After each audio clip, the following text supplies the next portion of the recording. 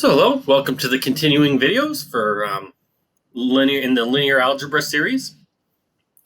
So in the previous video, we talked about an introduction to some of the concepts we're going to see in trying to solve systems of linear equations. So we talked about kind of some of the more theoretical aspects of it, how many solutions we should expect, talked about some of the terminology and whatnot. So what we're going to see in this video is an actual method for solving a system of equations. What algebra steps can we do to go from the original equations in order to get to an answer? And so let's take the first example that we saw in the last one, x plus y equals 5 and x plus 2y equals 3. We're going to talk about some of the algebraic steps we can use in order to solve these equations. And there are multiple options that you might have seen before. And maybe you haven't, and we're going to talk about a couple of them here. So there's two main types. There's substitution and elimination. But they're both there in order for us to accomplish a very similar goal. We want to try and take equations with 2 and turn them into 2 letters where we can't immediately solve and turn it into equations with 1. That's the goal, and these are two different methods to work. Substitution is a nice method. Problem with substitution is that while it technically does work, when you go beyond 2 variables and 2 equations, it gets a lot nastier. Elimination is something that takes into account things and works a little bit better with more variables. But they both do work in both situations. So we'll talk a little bit about both. So the idea behind substitution is to solve for one variable, technically doesn't matter what it is, and then insert into the other equation. In this case, there's only one other equation. In general, there might be more equations, and that's what we can do. Some people really like to solve for y because why not? Yes, that was intentional. And so if we take our first equation and solve for y, we get y equals 5 minus x. And then we toss it into the other equation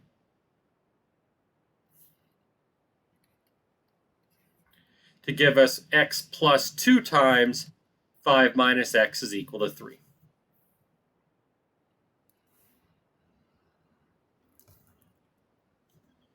And then, instead of having 2 variables, we just have 1, and that's certainly nothing too complicated. X plus 10 minus 2x equals 3. X minus 2x is negative x. Move the 10 to the other side. That's 3 minus 10, which is negative 7. So negative x equals negative 7, and that says that x is equal to 7. And we've solved for the x that satisfies both of these equations. And in order to get the y, well, we have an equation. We have our substitution. Our substitution says y has to equal to 5 minus x. And so y equals to 5 minus 7, which is negative 2. So that's the idea behind how we can solve using the substitution method. However, you can probably guess that once we get beyond 2 equations, while doable, this can get a little bit more nasty. Especially if you have more than 2 variables, because now you're taking it and plugging it into 2 other equations. That can involve a lot of work just to simplify, and then if you need to do more, then you need to find the new substitution. And so this is a perfectly fine method for a couple equations with a couple unknowns, but gets a little bit harder to keep track once you have more. The idea behind elimination is to use a set of rules to transform equations into other simpler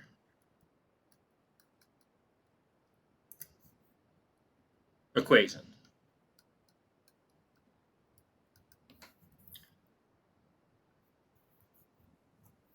So we're going to use a set of rules in order for us to do that, specifically the rules that say that we can add equations together, we can subtract equations, we can multiply both sides of the equation by almost any number. And it doesn't change what the solutions would be. So you've probably seen something like this: x plus y equals 5, x plus 2y equals 3, and you could say, all right, I'm going to subtract the second equation from the first. We're left with negative y equals 2, so y is equal to negative 2. And then we can plug that back into the original one. Either of the equations works, for example, the first one, and that gives us x is equal to 7. So either way, we end up getting the solution is 7, negative 2.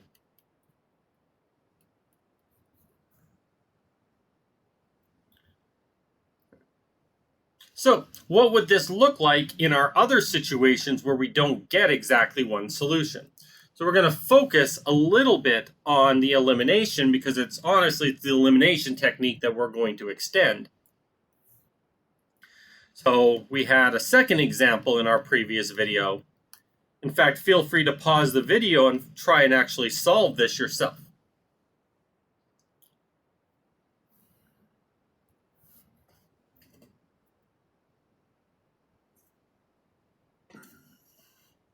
So hopefully you had a chance to solve it yourself. If not, we can give this thing a try. So the idea here is we want to be able to add or subtract these equations, but adding these equations would lead you to 3x plus 3y, which isn't any easier. And subtracting the equations, turns into negative x, negative y, doesn't do much more. So the purpose of elimination is to try and do what the name suggests: eliminate. We want to eliminate either the x's or eliminate the y's, in the same way we eliminated the x's in our example before. So we're going to do something first. We're going to take the first equation and multiply it by 2. So we have 2x plus 2y is equal to 10. The second equation we're going to leave alone. And now when we subtract, the left-hand side is 0, and the right-hand side is negative 1. And so what we're saying with this, we got a pretty nonsense-looking answer. What we're saying with this is for any x and y that satisfies both of these equations leads to the expression 0 is equal to negative 1, which obviously can't possibly happen. That can't possibly happen. Let me be even more specific here. 0x plus 0y is equal to negative 1, even though that's obviously the same thing. So this can't possibly happen, which means there was never a solution to begin with. So there is no solution. Some people like to say the solution is the empty set. Empty set. There is no solution to this equation. And our third possibility, again, feel free to pause the video and give this one a try for yourself. In this case right here, we could do the same thing, multiply the first one by 2. And what we'll notice, and you'll probably even notice it before you even bother doing the next step, is that these equations are exactly the same. And so if we subtract them, we end up getting 0 equals 0. Now we do need to be quite careful here. So let's be very careful here. I am not saying because 0 equals 0, there's infinitely many solutions. I'm not saying that. What 0 equals 0 really means, feel free, again, to pause the video and ask yourself what having 0 equals 0 really means.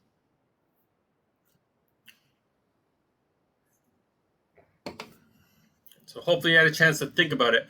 And the idea behind what 0 equals 0 really means is that this equation and this equation were the same. In other words, one of those equations is just not needed. So what this really means is that we can toss one of the equations. Later on in the course, what we'll talk about is that these equations are dependent on each other. They're not independent, they're dependent on each other. And so one of them is just completely unnecessary to the solution. And we only need to look at the other one. We have this equation and the always true but not particularly helpful equation 0 equals 0. In other words, x plus y equals 5 gives all solutions.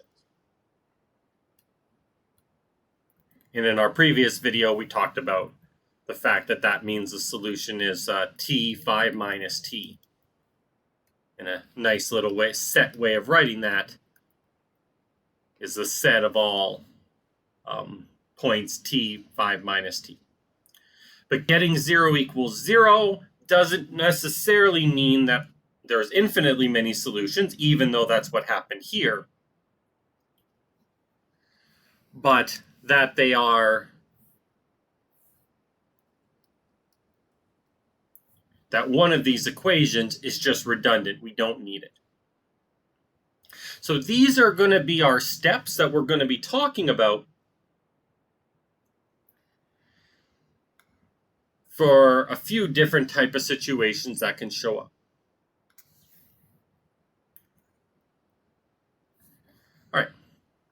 So a question I have for you, and as always, feel free to pause the video and give it some thought. And look at the way we solve these three things using elimination.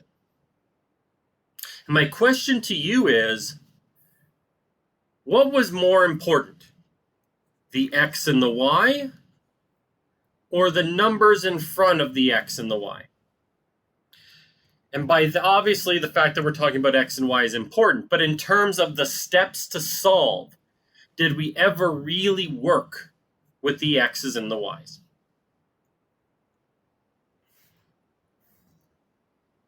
Got the first one there, the second one here, the third one here. Did we ever really work directly with the x's and the y's as we were solving? If I replaced x and y with x1 and x2, would it change what we do? If I replaced x and y with a and b, would it change the steps that we do? And hopefully I managed to convince you with not only how we solved this, but my incredibly loaded way of asking the question, that the answer to that is no. X and Y themselves played no role. We could have replaced them with A and B, X1 and X2, smiley face and frowny face. It really wouldn't have changed the steps we did in order to solve this. The actual variable itself didn't matter. What mattered in terms of calculations were the numbers in front of them. The fact that this was a 1 up here and this was a 2 meant we multiplied the first equation by 2. And then we subtracted. Didn't matter if that was an A and an A. What mattered was that for what we did was the numbers in front. So what we're going to do is we're going to come up with a way of actually writing this so that we can avoid writing the things that are unnecessary and focus on the numbers that are. And we're going to call that thing an augmented matrix, or a matrix in general.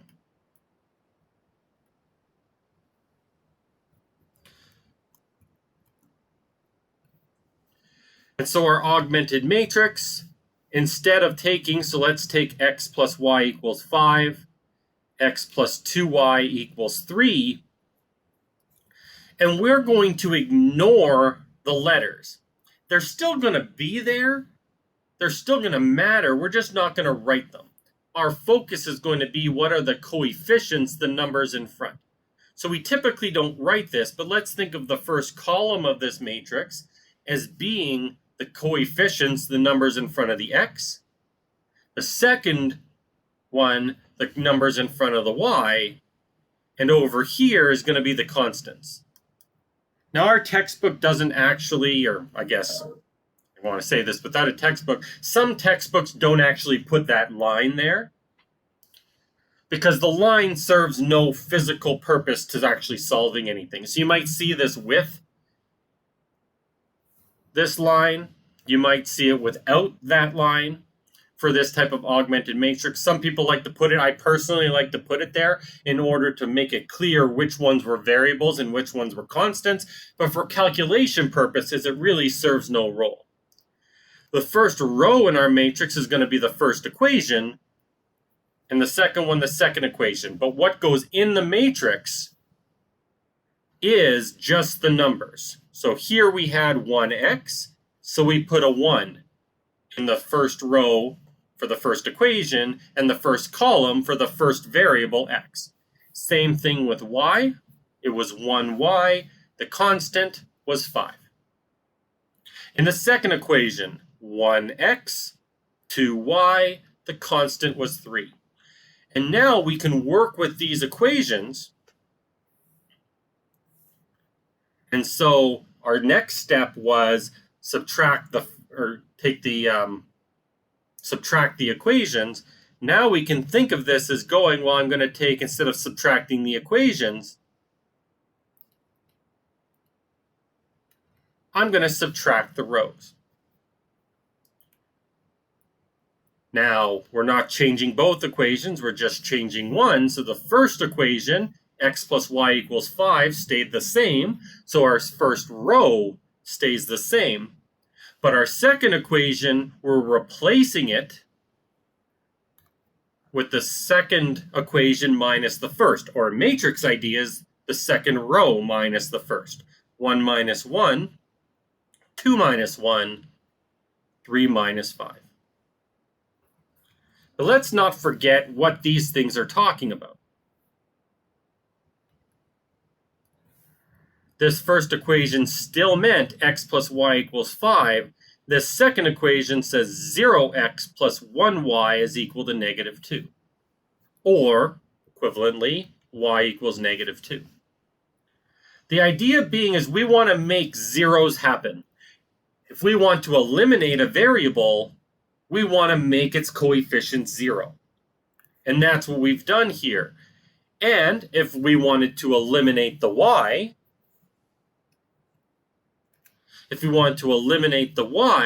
we can either do that directly with the equation by substituting it back in, or we can do it inside the matrix and now take row 1 and take row 1 minus row 2.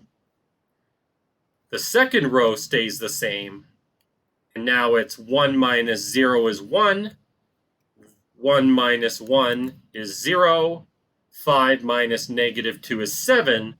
And now we get x equals 7, y equals negative 2. But we've done it inside a matrix, which is faster, because we don't have to write all the x's and the pluses and the equals and all of that.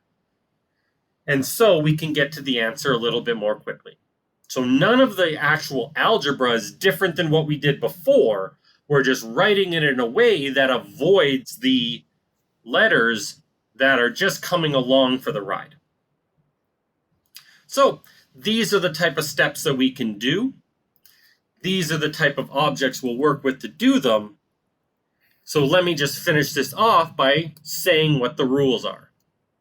So we have 3 rules when it comes to using augmented matrix, and we call these things the elementary row operations. So the first one seems really obvious, and you would never do it if it was equations, but it's helpful for matrices that our first one is, actually, I'll start with the second one, is that we can interchange 2 rows. In terms of an equation, interchanging 2 rows is the same thing as writing the equations in a different order. It really doesn't make a difference. Now, for purely solving purposes, you can probably interchange them and rewrite them in any order. But these elementary row operations will serve more purpose to us later as well. So we're only ever going to interchange two at a time because it makes a difference later. So we're going to write it correctly right now. The second one, and by second I mean the first, is we want to be able to multiply any row by a, and I'm going to put a line here, number. But we can't multiply it by any number. So I'll let you think about it. Feel free to pause the video and ask yourself, what number can we not multiply a row by without changing the solutions to the system?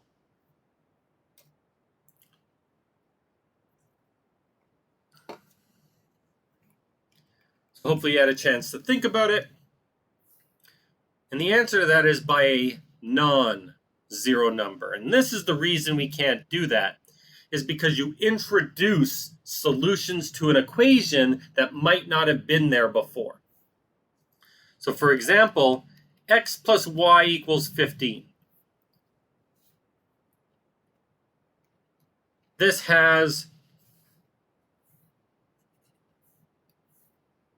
so 314, you tell me, or think about it, guess you can't tell me, this is a video I'm recording on my own. Is this a solution, 314? So hopefully it's not too hard to see that it is not a solution. Let's multiply by 0. Does 314 satisfy this second equation? 0 times 3 plus 0 times 14 equals 0. Is that equation satisfied? And the answer to that is yes. There's a cheap way of saying that can get you into trouble, where some people say whatever you do to one side, you do to the other. And that can get you into trouble if it's not reversible. Because I can multiply both sides by 0 and get something, but if I multiply by 0, I can't reverse that. That's not reversible. I can't divide by 0, so I can't undo that. And so if there is something that you do that you can't undo, then all of a sudden you get a little bit of a trouble that you could change the solutions. Now that can sometimes be fixed by just checking your answers at the end, but it's hard to check infinitely many things. So that's why it has to be a non-zero number, but as long as it's non-zero, then you can reverse it by division, so there's no problem. Lastly, add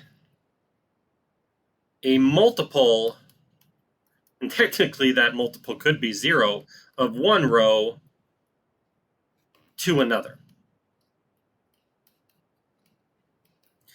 And you could add the 0 multiple of one row to another, it just doesn't do anything.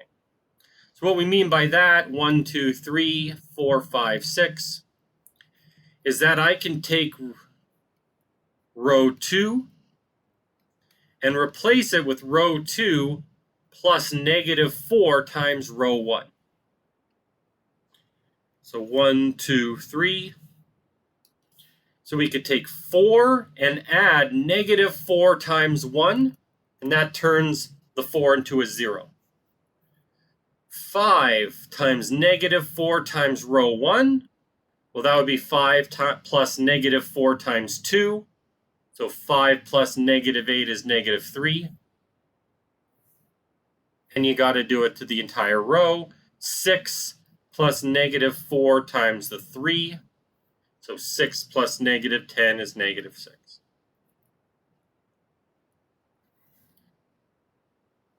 So that would be how we could use rule number 3. This -3, we tend to want to turn it into a 1. Again, remember this second row says -3x equals -6. We don't want the -3 here. So we can divide by -3. Now, before you say, wait a second, you didn't say divide, you said multiply. Of course, that's the same thing as multiplying by negative a third.